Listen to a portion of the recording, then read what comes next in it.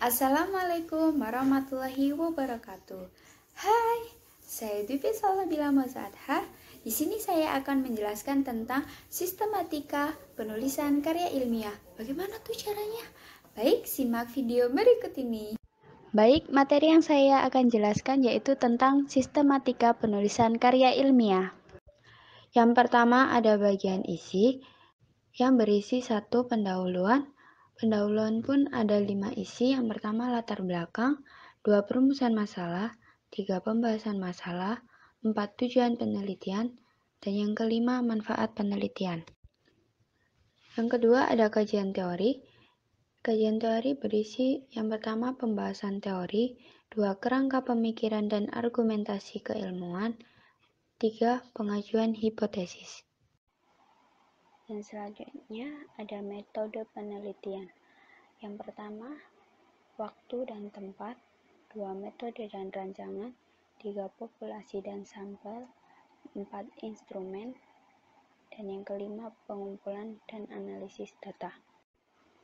Dan yang terakhir di bagian isi ada hasil penelitian yang berisi 1 jabaran variabel, 2 hasil penelitian, 3 pengajuan hipotesis, dan yang keempat diskusi peneliti mengungkapkan pandangan teoritis tentang hal yang didapat. Yang kedua ada bagian penunjang. Bagian penunjang ini berisi daftar pustaka, lampiran-lampiran, dan daftar tabel. Selanjutnya ada bagian awal. Yang pertama ada halaman judul. Halaman judul ini ada 4 bagian. Yang pertama, halaman judul diketik dengan huruf besar, sesuai dan tepat dengan masalah yang ditulis. 2. Nama penulisan dan nomor induk mahasiswa ditulis dengan jelas. 3. Perguruan tinggi asal ditulis dengan jelas, tidak boleh disingkat. Dan yang keempat, tahun penulisan. Selanjutnya ada lembar pengesahan. Ada 4 bagian juga. Yang pertama, lembar pengesahan memuat judul, nama penulis atau penyusun, dan nomor induk mahasiswa. Yang kedua, lembar pengesahan kepala instansi yang bersangkutan atau dosen pengampu. 3. Lembar pengesahan diberi tanggal sesuai dengan tanggal pengesahan. Dan yang keempat, kata pengantar.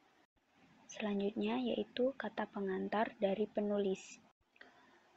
Lalu ada daftar isi dan daftar yang diperlukan, misalnya daftar gambar, daftar tabel, dan daftar lampiran. Dan yang terakhir ada ringkasan karya tulis.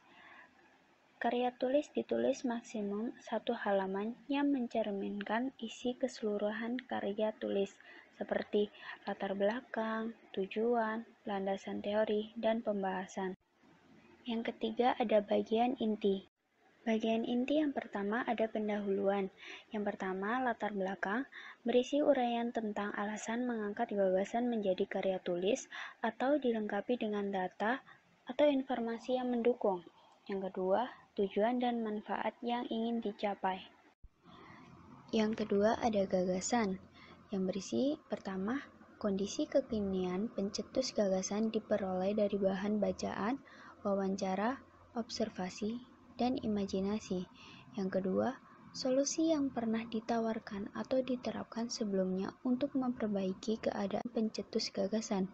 Yang ketiga, seberapa jauh kondisi kekinian pencetus gagasan dapat diperbaiki melalui gagasan yang diajukan. Yang keempat, pihak-pihak yang dipertimbangkan dapat membantu mengimplementasikan gagasan dan uraian peran dan kontribusi.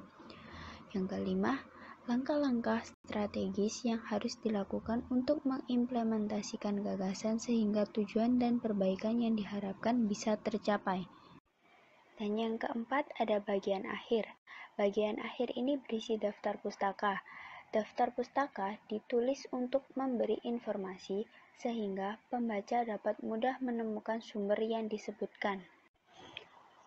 Adapun tata cara penulisan karya ilmiah, yang pertama menggunakan kalimat pasif, 2 gunakan EYD, 3 singkatan diikuti kepanjangan, dan yang keempat ukuran margin top 4 cm, left 4 cm, bottom 3 cm dan right 3 cm.